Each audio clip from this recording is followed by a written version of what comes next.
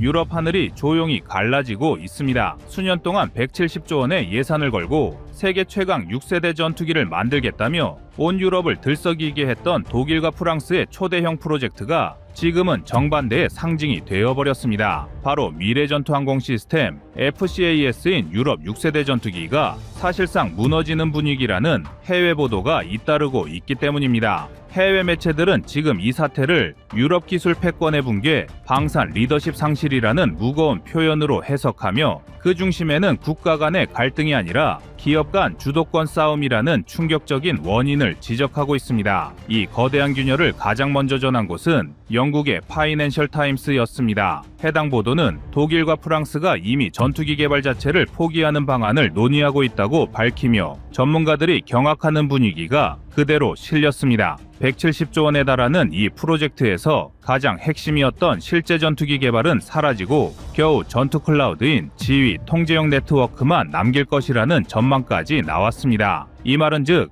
유럽이 6세대 전투기 개발 경쟁에서 사실상 탈락하는 순간이 될 수도 있다는 겁니다. 그리고 이건 단순한 유럽 내부의 이슈로 끝나지 않습니다. 세계 항공시장의 흐름이 완전히 바뀌는 신호이기 때문입니다. 그런데 놀랍게도 이 격변의 중심에서 떠오르는 국가가 있습니다. 바로 대한민국입니다.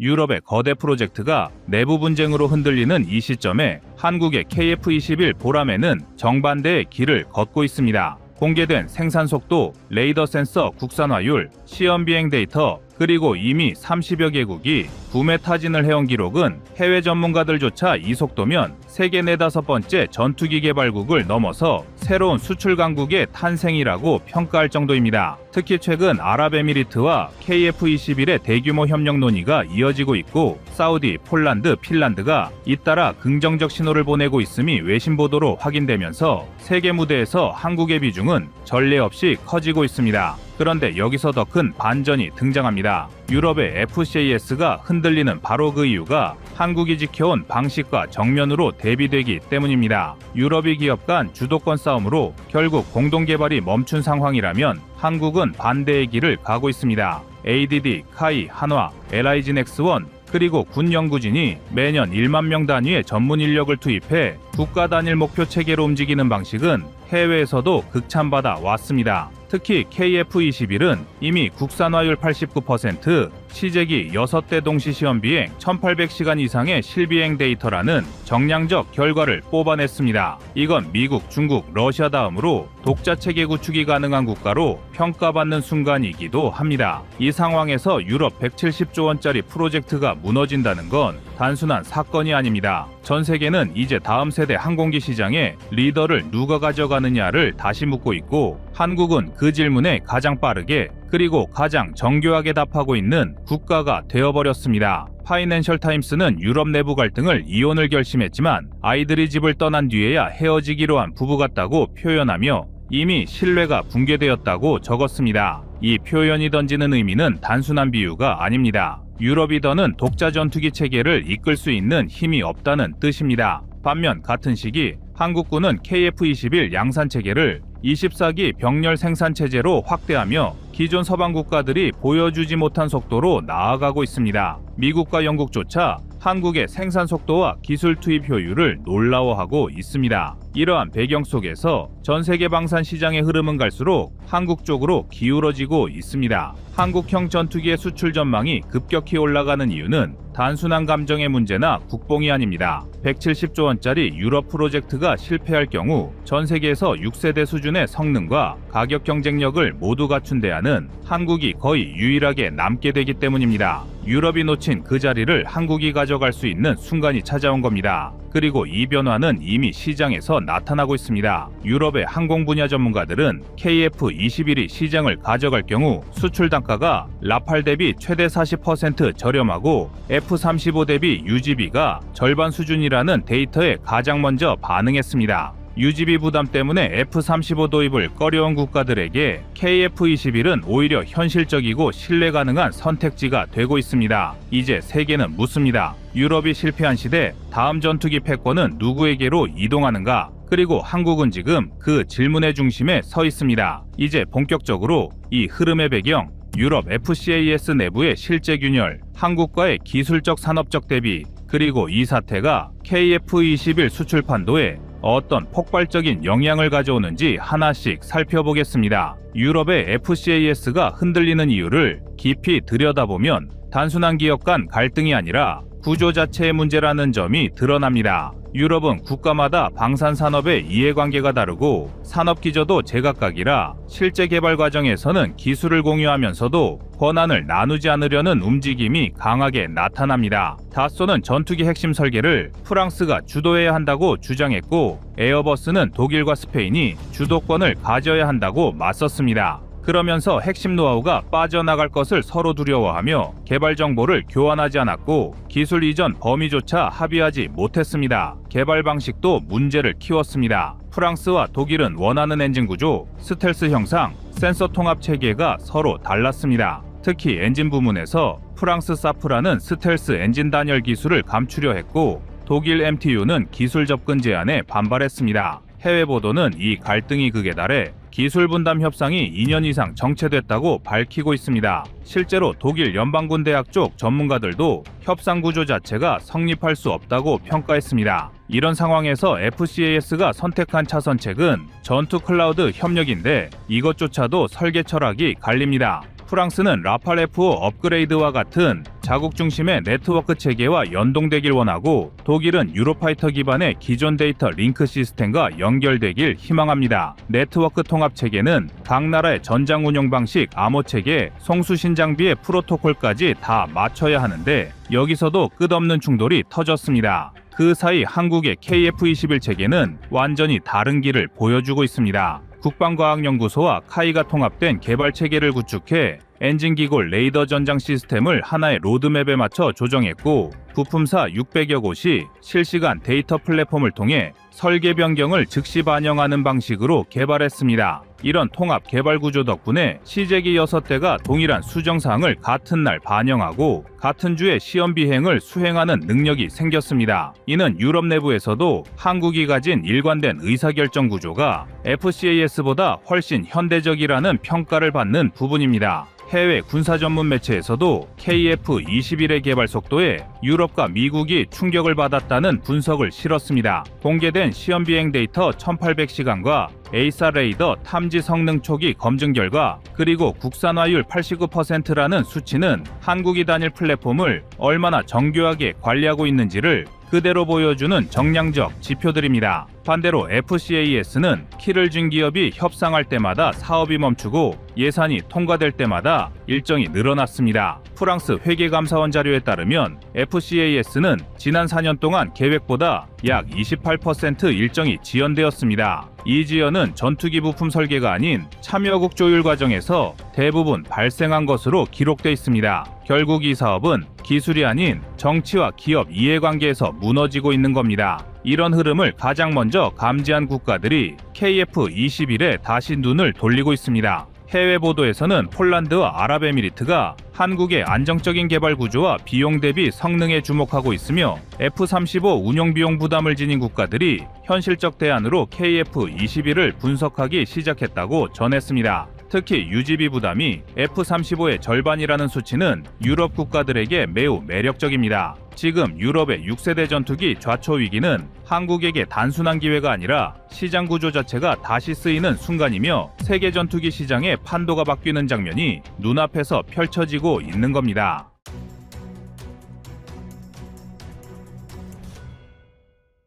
다음은 25년 3월 20일 KF-21 1200억 영상입니다.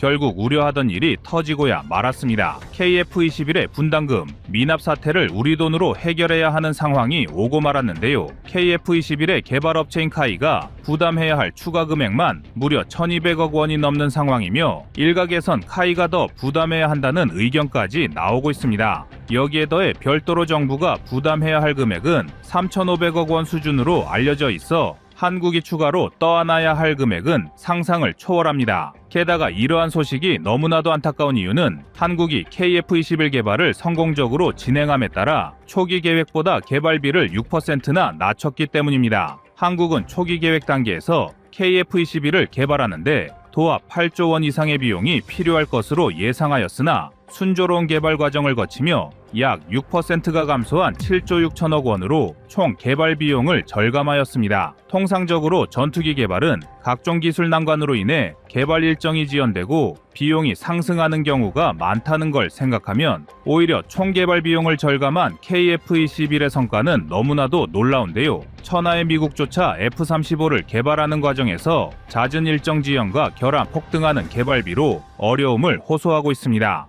하지만 인도네시아의 분담금 축소와 미납 사태가 이어지면서 그만큼의 비용을 한국이 부담함에 따라 개발비 절감의 효과를 전혀 누리지 못할 상황입니다. 그런데 우리 국민들의 공분을 자아낼 소식은 여기서 끝이 아닙니다. 인도네시아의 국영 항공기업이 2026년부터 KF-21의 본격적인 생산에 돌입할 것이라 밝히며 김칫국을 들이켜고 있는데요. 해당 기업은 KF-21의 분담금 문제를 질문받자 해당 문제는 자신들의 소관이 아니며 정부의 최종 결정을 지켜보며 이를 따를 것이라 회피하였습니다. 물론 해당 기업의 의견이 완전히 틀린 것은 아닙니다. KF-21의 분담금 문제는 양국의 정부가 주도하는 것이지 현지 업체가 결정할 수 있는 문제는 아닙니다. 다만 여전히 분담금 축소와 미납 사태가 해결되지 않는 상황에서 인도네시아 항공기업이 KF-21 생산 계획만을 거론하는 것은 한국에 대한 일말의 예의마저 찾아볼 수 없는 발언인데요.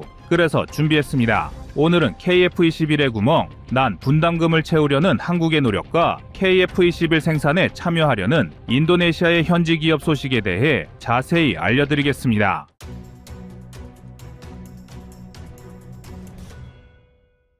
당초 인도네시아가 한국과 KF-21을 공동으로 개발하겠다며 납부를 약속한 최초의 금액은 1조 7천억 원이었습니다. 한국은 KF-21을 개발하는데 도합 8조 1천억 원의 개발 비용이 들어갈 것으로 예상했고 인도네시아는 이 중 20%의 사업비를 보조하는 대신 시제기 한 대와 기술 자료를 이전받고 48대의 KF-21을 인도네시아에서 생산하기로 합의하였습니다. 이후 세세한 계약 조건을 다듬는 과정에서 인도네시아가 납부할 금액은 최종적으로 1조 6천억 원으로 결정되었으며 나머지 80%의 개발 비용은 한국 정부와 카이가 각각 60%, 20%씩 분담하기로 합의했었습니다. 문제는 여전히 인도네시아가 납부한 분담금이 4천억 원 수준에 머물러 있다는 것입니다. 인도네시아는 자신들의 재정난을 이유로 분담금 삭감을 요구했고 지난해 8월 분담금을 6천억 원으로 줄이는 조정안을 내놓았는데요. 줄어든 금액만큼 기술 이전을 덜 받는 걸로 계약을 조정했지만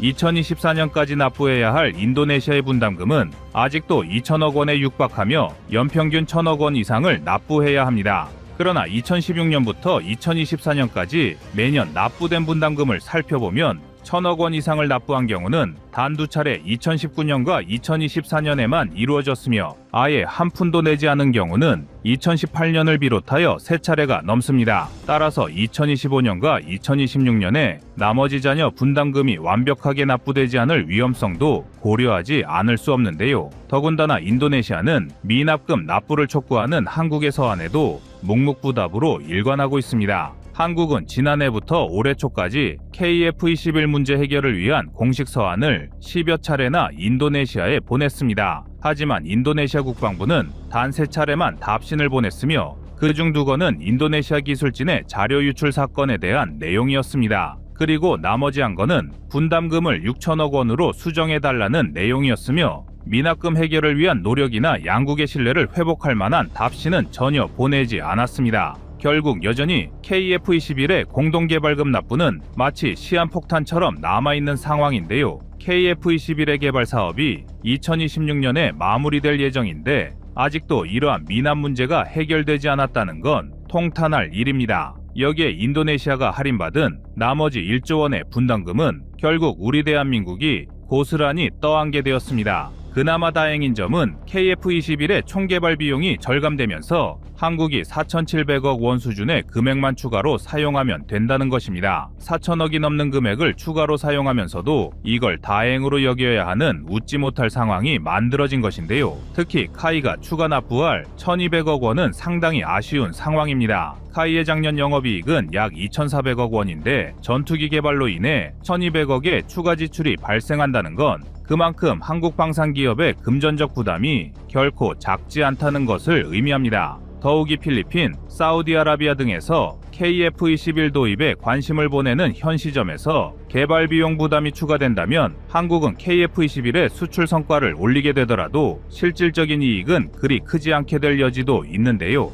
여기에 더해 2026년부터 예정대로 KF-21 생산에 돌입할 것이란 인도네시아 현지 기업의 뻔뻔한 태도도 간과할 수 없습니다. 인도네시아의 국영항공기업 디르간타라 인도네시아 PTDI는 한국이 진행하고 있는 KF-21 시제기 시험 비행에도 참여하고 있는 기업입니다. 이러한 PTDI는 기존의 공동개발 계획에 따라 2026년 이후부터는 자신들도 생산 라인에 가담하여 인도네시아가 도입하기로 했던 48대의 물량을 직접 생산할 의지를 드러내고 있는데요. 분담금 문제가 완전히 해결되지 않은 상황에서 자국과 기업의 이익만을 생각하는 PTDI의 행보는 한국 국민들의 공분을 자아내기에 충분합니다. 만약 2026년까지 나머지 분담금을 완납하지 않는다면 한국도 체계적인 대응책을 통해 인도네시아를 압박할 전략적 카드가 필요합니다. 지금껏 한국이 인도네시아의 무리한 요구 조건을 모두 들어준 이유는 인도네시아가 도입할 48대의 물량과 안정적인 공동개발 관리 때문이었습니다. KF-21은 한국이 블록1과 블록2를 모두 합쳐 120대를 전력화할 계획이지만 여기에 더해 인도네시아가 48대를 도입하기로 결정하면서 그만큼 대당 생산 단가를 낮출 수 있을 것이란 분석이 지배적이었습니다. 또한 전투기 개발의 후발주자였던 한국이 KF-21을 개발하자마자 곧바로 수출 실적을 올리게 된다면 이를 통한 홍보 효과가 상당할 것으로 판단되어 인도네시아의 48대 도입 물량을 손쉽게 포기할 수 없었던 것도 사실입니다. 또한 한국이 본격적으로 해외 파트너와 공동 개발을 알린 첫 프로젝트가 KF-21이었다 보니 향후 다른 무기체계 개발에서 더 많은 파트너를 확보하고 한국의 공동 개발 관리 역량을 보여주기 위해서라도 인도네시아를 쉽게 내쳐서는 안 된다는 주장도 있었는데요. 하지만 인도네시아가 계속해서 신뢰를 회복하지 않으려 한다면 우리 대한민국도 이를 더 이상 기다려줄 필요가 없습니다. 한국이 필리핀과 사우디아라비아 등을 확실한 고객으로 만들고 KF-21의 수출 물량을 증대할 수 있다면 인도네시아가 도입하기로 한 48대의 물량이 없더라도 충분히 KF-21의 대당 단가를 낮추고 가격 경쟁력을 확보할 수 있습니다. 또한 중동 국가들은 전 세계 방산 시장에서 가장 많은 무기 도입을 시도하는 곳이기 때문에 KF-21의 홍보 효과도 인도네시아보다는 사우디아라비아가 훨씬 더 우수할 것으로 전망됩니다. 따라서 한국이 적극적으로 KF-21의 수출 확대를 시도하고 다른 대안을 고려한다면 더 이상 인도네시아에 끌려다닐 필요가 없어진다는 뜻인데요.